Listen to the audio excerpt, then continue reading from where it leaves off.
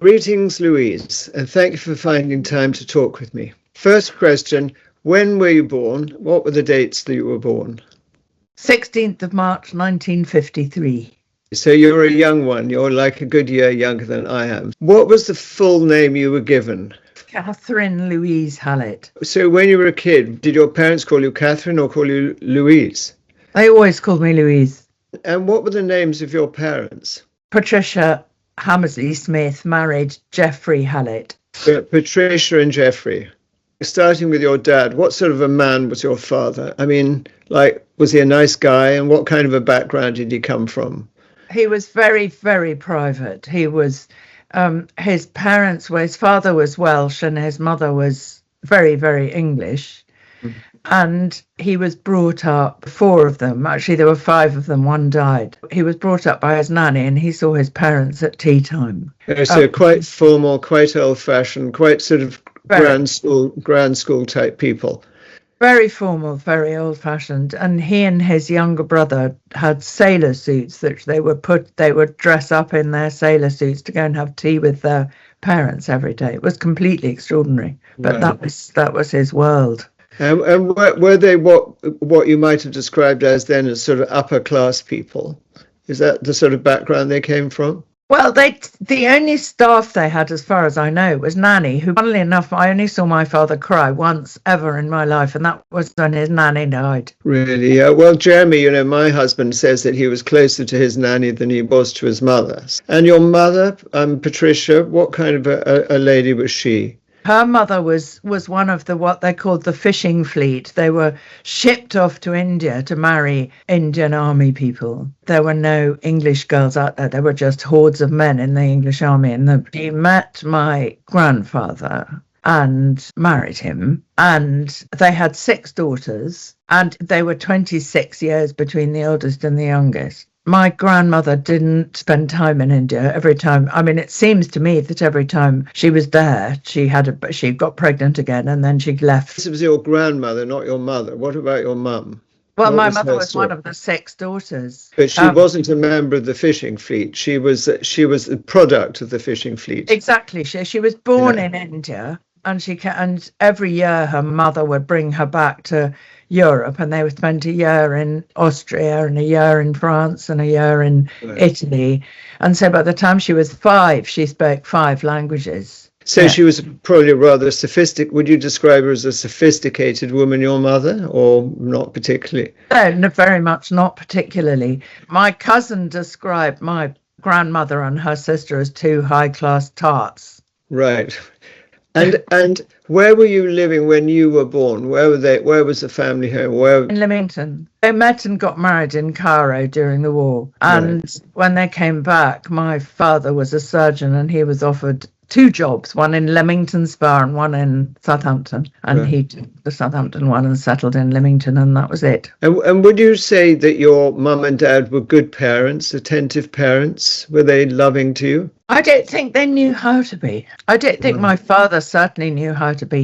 He was parented by his nanny, and he didn't know how to parent. And he was very, very distant. He didn't really like being with people. I mean, I've always think it's extraordinary that they married each other. They were so different. My mother was very social and my father was very, very private. But in terms of parents, I mean, did they nurture you, pay much attention to you? Or? I remember them being very, very loving and fabulous to their grandchildren, to my sister's children, my older sister's children, my younger sister's children. But they weren't the same to us. They remember them being very, very emotionally or physically affectionate. So you have brothers and sisters. What's the story of your siblings? How many do you have? An older brother who's going to be 80 this year, who's a missionary and has been a missionary all his life. He's lived in Pakistan. I have an older sister whose husband died a year ago, and they have 3 children. And I have a younger sister. 2 sisters and a brother. Did you read books much when you were a kid? Did you like reading? When you said were my parents affectionate, I do have a memory of my father reading to me 2 books. One was called The Magic Glove. The other was Hilaire Belloc's nonsense poems, which he encouraged us to learn, and which he read them so often that we sort of did learn. How about school? I mean, what did you go to a sort of local school? What was your first school like? My first school was the kindergarten, and it was called Downhouse, and it was at the top of Leamington High Street. And I mean, school generally, how did you do at school? I mean, It's quite bright. So I didn't have to do any work. I went to a local prep school, which doesn't exist anymore. And then I went to Crumbourne Chase, where I boarded, and I did make some good friends there. It was an extraordinary school that had absolutely no rules at all. And I managed to get expelled from there. It's quite difficult to get expelled from a school with no rules.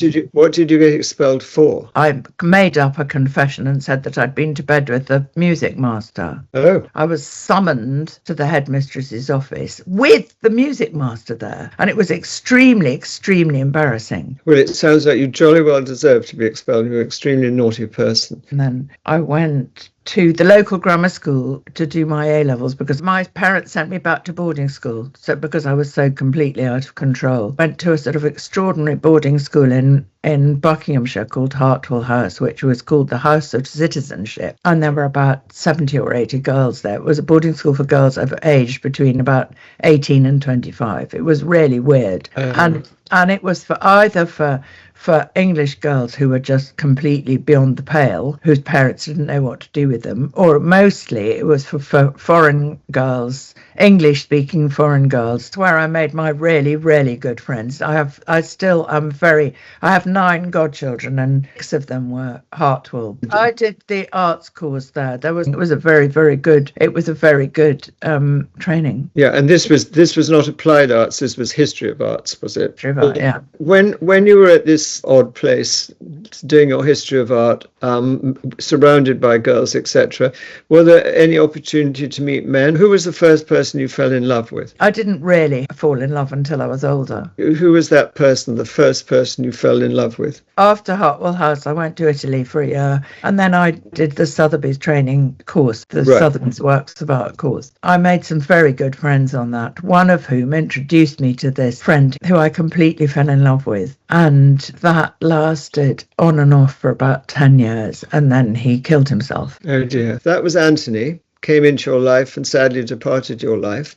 Then you were lucky enough, very lucky, to do this Sotheby's course. You then had a career in the art world. What was your career in the art world about? I first of all got a Saturday job working at a gallery in the West End, and then I got a full-time job working for a print dealer called Bernard Jacobson, where I worked for about 10 years. And then am I right in saying you had your own business, something to do with art insurance? How did you morph from Bernard Jacobson to art insurance? Well, there was 20 years in between. I left Bernard Jacobson and started working with somebody who I'd met on the Sotheby's course, and I worked with him for about 2 years. Through him, I met Vanessa Branson, and then we set up a business together. What kind of pictures were you dealing in, the pair of you? Very contemporary. We put on exhibitions in her house about 2 or 3 times a year. It's really, really fun. We had such a good time. And we hung the pictures absolutely floor to ceiling all over her house, and they just sold they just whizzed off the walls. It was a fabulous fun time. We decided that we wanted to go our separate ways. I opened my gallery just off Sussex Gardens for about 7 or 8 years. Then I went to live in Switzerland for 3 years, and while I was in Switzerland, I was offered this job. I used to go down to the Basel Art Fair. A friend of mine was there, and she was going around with this guy who was buying art. She said to him, "This is such a waste. Louise has such incredible contacts in the art world, and she's living at the top of a mountain in Switzerland. It's just ridiculous." And so he wrote to me, and he was the director of a firm of insurance brokers in London, and he wrote to me and said, "Well, I'd like to offer you a job because we want to set up an art department, and you can introduce us to the clients." And so I did take the job. And also they were paying me a huge amount of money, which at the time I'd never even thought of earning this much money. It was £25,000 a year. And I thought I'd be mad not to take it. I can pay off my debts and then go back to dealing, which is what I really wanted to do. When I started working, I thought, actually, this is so frustrating because everything that I think needs to be in place to join up the art world and the insurance world They won't do. And I lasted 2 years there before setting up my own business and then changing everything. And it worked. It worked incredibly well. And I did it for 25 years. And that was a very successful business, it sounds like. It ended up being a very successful business, which I sold, and it's still going. What a triumph. You start a business, you change things radically, you make money, you sell it. That's everyone's dream with their business. Absolutely fabulous. Congratulations. Now we're going to have a change of subject, which is that I believe your younger sister struggles with her mental health. How do you describe your sister's condition? She has a diagnosis of paranoid schizophrenia. I brought up her 2 children because she was married twice. And Right. she had 2 children by her second husband. I used to have them every time she went into hospital. And then she went into hospital when she was, I suppose, when the children were about 11 and 10, 11, 12, 13, 14. And then she just never got better. So they stayed with me. The oldest one had anorexia when she was in her teens. And one of the things that I learned very early on in one of the eating disorder care groups that I used to go to was never to say she's anorexic, to say she has anorexia, because it separates the person from the condition, and it doesn't identify them. And from then on, I've never said my sister is schizophrenic. I say she has schizophrenia, because she's still there. She's still my sister. She's still the person who I grew up with. And she has, very unfortunately, this horrible, horrible condition that affects her behavior, which is why it's become so stigmatized. The way I describe it is that the link between an action and a consequence just is broken. It isn't there. You can't have a conversation with her where you say, if you do this, that will happen, because you won't understand it. And that's the case, I think, with many, many, many conditions that have different labels. Was it your sister's illness that first introduced you to the needs of mentally challenged people? Did you know much about it before? I knew nothing at all about it. And I think that's the problem for many, many, many families who find that they have mental illness in a loved one, and it's usually a child. It's usually your son or your daughter, and families find themselves in these positions where they don't know where to go, they don't know where to go for support. They don't know. There's nothing out there that is easily accessible. I often say that we find ourselves doing a job we didn't apply for and we're not trained for and know nothing about. And because of patient confidentiality laws, NHS are incredibly unwilling to help. I rang up the mental health team the other day, actually, and I said, I understand this is happening. Why didn't you tell me? And they said, well, why should we? She's an adult. She can do what she likes. And I said, because I'm the person who cares for her and looks after her, and it would have been nice if you told me. I'm going to park the subject of mental illness just for a moment, but I want to get back to it. The other big challenge you've had is that you became deaf. Profoundly deaf. And I believe that followed an accident you had in Morocco. What was the accident, and did that have a connection with you losing your hearing? I was sleepwalking. It's the only time in my entire life I've ever sleepwalked, ever.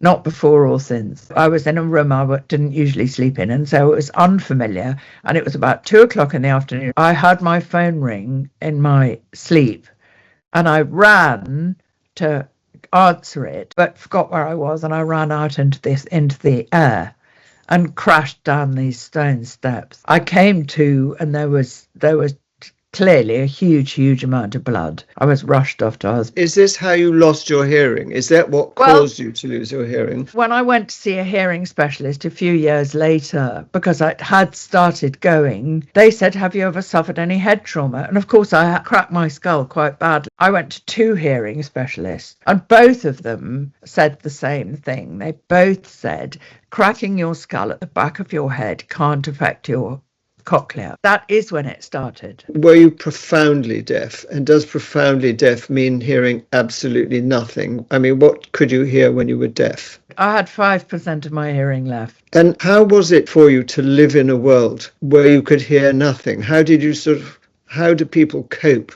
who have heard and hear nothing? All my communication was written. I had about 2.5 years of that. I did have hearing aids. When you're in that sort of situation, do you start feeling very isolated, very depressed? I mean, like, how do you feel when you can't hear? I felt frustrated that people didn't understand. I used to get invited to things and say, I can't come because I can't hear. So did you become very isolated? Yeah, but I don't mind being isolated. I mean, I think I've just got used to being isolated, so I don't really mind it. But then, I mean, you had this operation which has now allowed you to hear, not entirely normally, but much, much better. And it was completely life-changing. I remember when they first switched it on, and I remember hearing for the first time sound. To me, it was just banging. It was just sound. It was just a noise.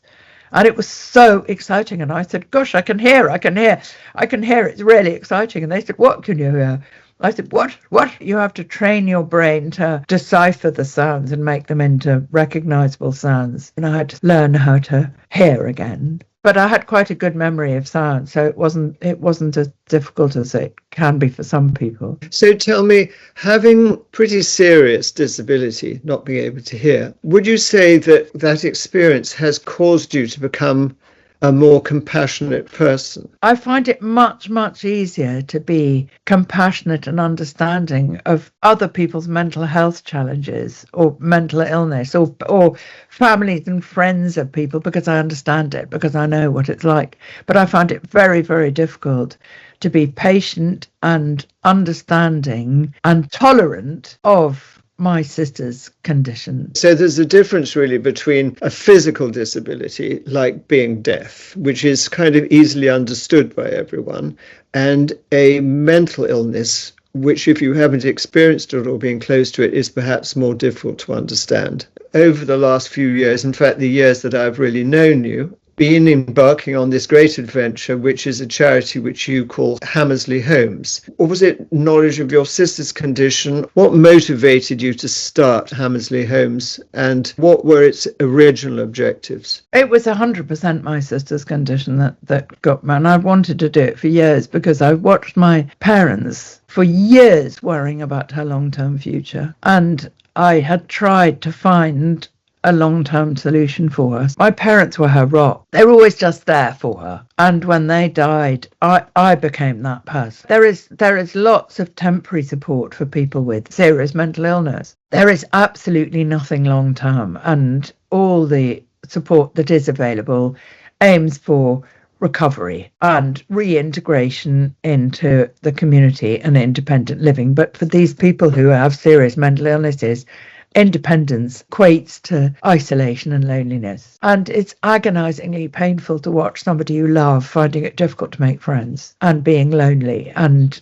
being shunned by society. And what very often happens is they resort to recreational drugs because it's an escape. So that's quite a big step from that to actually deciding, right, well, I'm going to roll up my sleeves and I'm going to do something about it. I'm going to start a charity. How did you set about advancing that idea? I didn't want to have to set up a charity, so originally what I did was I approached Sane and Rethink and Mind and MenCap to raise money to provide long-term ongoing support for people who really struggle with living independently and living on their own. And they all said, no, if you fundraise under our umbrella, it's our agenda, not yours. And I didn't want to have to set up a charity at all. But eventually I just thought, okay, well, nothing's going to happen unless I do something about it myself. And so that's what I did. And to begin with, it was housing. It was to provide long-term residential solutions where people could live with 24/7 support on hand if and when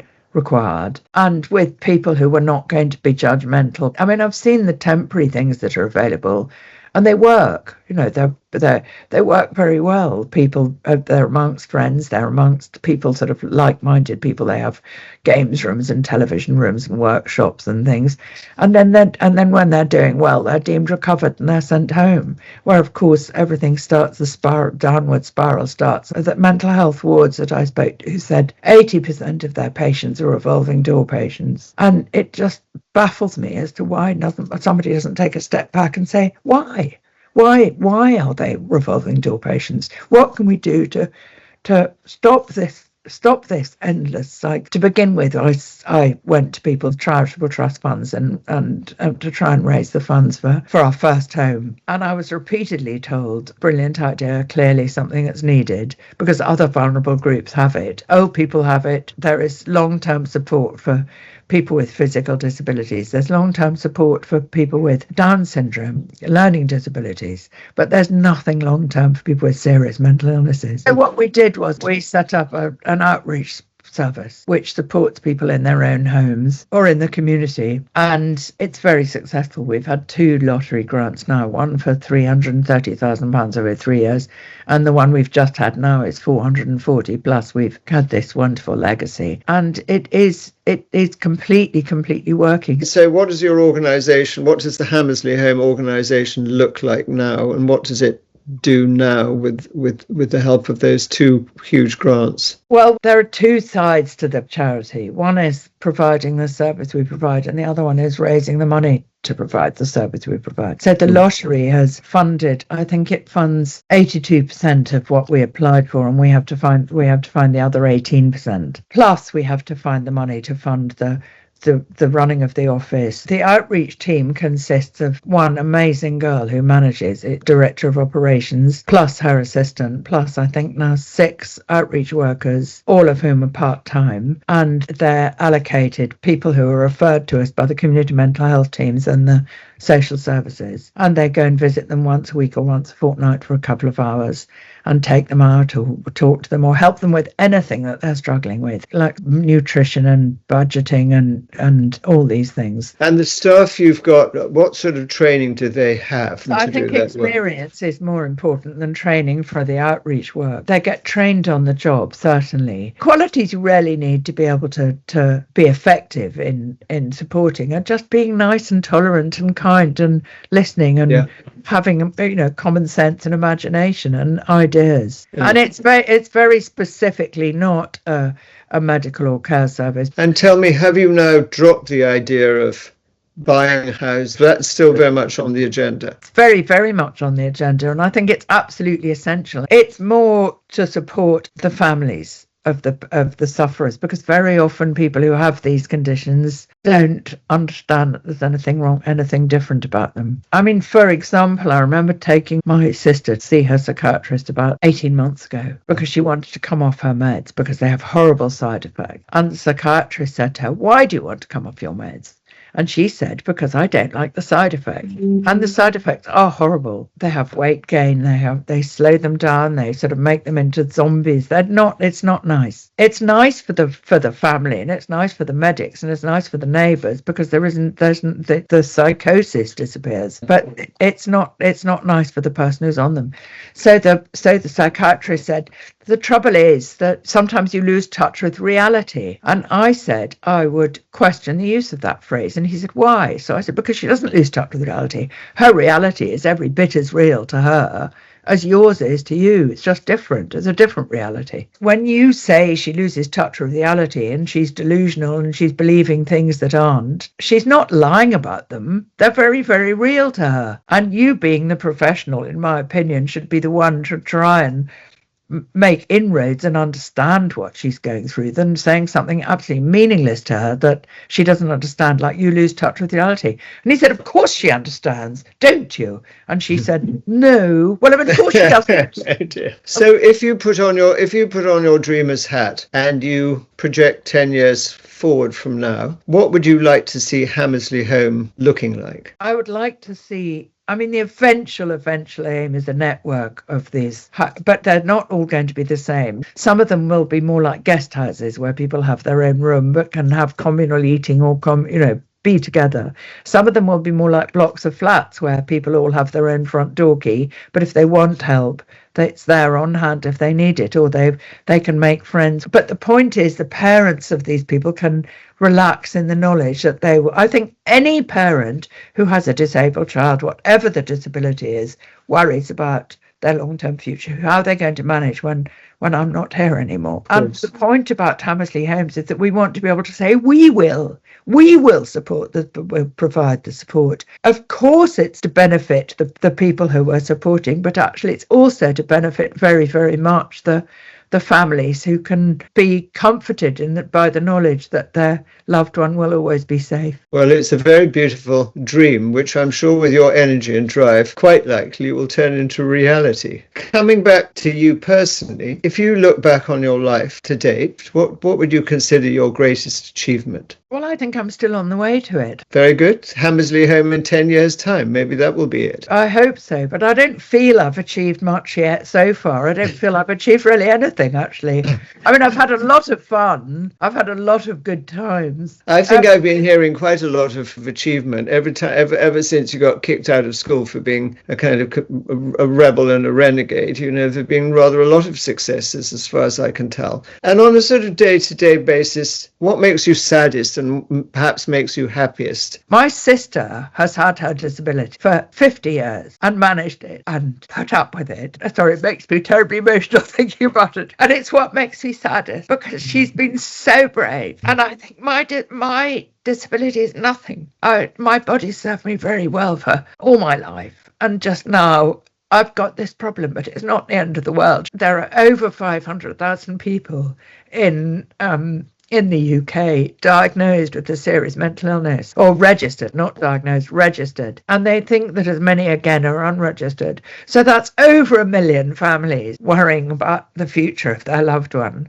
And so many of them are in prison, effectively being punished for having being neurodiverse, not having known any better. It's such a misunderstood condition, and it's just so bad. Inquiry has just been happening, and it's shown up so many institutional failures. But this has been shown up time and time and time again over the last 50, 60 years. Nothing ever changes. So will this actually change things? Will it make a difference? Will people have a different attitude to it? Goodness knows. But something has got to happen to enable these really unfortunate people to live a better life and for their families to have a better life. Well, in your own personal way and with the group of people you've put together and with support of the Lottery Community Fund, you're making a difference. People lead by example and hopefully others follow. Let's hold on to that optimistic thought. And given all the lessons you've learnt in your life thus far, if you were talking to younger people and perhaps relying on your wisdom to give them advice on how they might lead a better and more meaningful life, do you have any advice that you'd like to share with young people? Well, I think it has to be a good thing to be aware of the fact that everybody is different. Everybody has different challenges, and whatever your challenges are in life,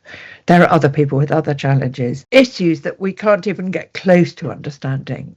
Well, Louise, it's been great talking to you. I'm filled with admiration for all you've achieved to date and what you're clearly are going to be achieving in the future. And thank you very much for talking to me. It's been a great honour and a great pleasure. Thank you very, very much. I feel very privileged.